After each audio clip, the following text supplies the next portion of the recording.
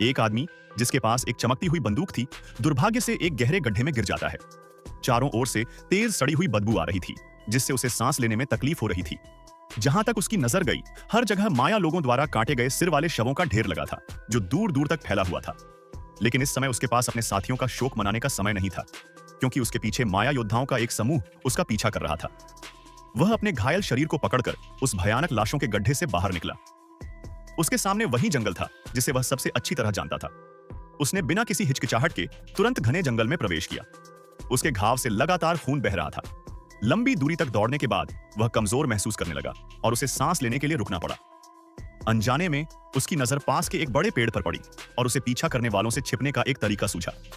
वह बंदर की तरह फुर्ती से पेड़ पर चढ़ गया, सबसे छिपी हुई जगह ढूंढी और आराम करने के लिए लेट गया। अगर उसने जल्द ही घाव का इलाज नहीं किया तो शायद वह खून बहने से मर जाएगा।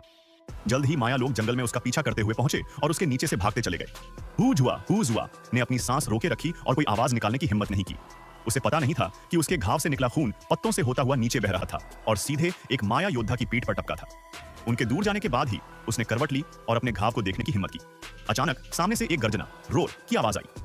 इससे पहले कि वह प्रतिक्रिया कर पाता, उसके पीछे एक वयस्क तेंदुआ, लियोपार्ड पैंथर, उस पर धीमी दहाड़ रहा था, जिससे हुजुआ का पूरा शरीर कांप गया। अपने शरीर के तेज दर्द की परवाह न करते हुए वह भागा। तेंदुए की दौड़ने की गति बहुत तेज थी और पकड़े जाना केवल समय की बात थी। दूसरी ओर माया लोगों ने महसूस किया कि वे गलत दिशा में भाग रहे थे। इलाके का निरीक्षण करते समय उन्होंने गलती से उस खून की बूंद को अपनी पीठ पर देखा। अनुभवी और चौकस सरदार ने जल्दी ही हलचल को भांप लिया। उन्होंने शांत रहने और निशानों को देखने का फैसला किया, आंखों से चारों ओर देखते हुए और कानों से हर आवाज सुनते हुए। हुजुआ को दोनों तरफ से खतरा था और उसका पीछा किया जा रहा था। ऐसा लग रहा था कि तेंदुआ उसे पकड़ने ही वाला है। अचानक एक माया योद्धा बीच में आ गया और ठीक समय पर तेंदुए के घातक हमले को रोक दिया। वह माया योद्धा दर्द से कराहता हुआ जमीन पर गिर गया और मरने के लिए संघर्ष करने लगा। तेंदुए ने उसका चेहरा नोच डाला था। उसके साथियों ने काफी देर तक भालों से वार किया, तब जाकर उन्होंने उस खूंखार जानवर को मार गिराया।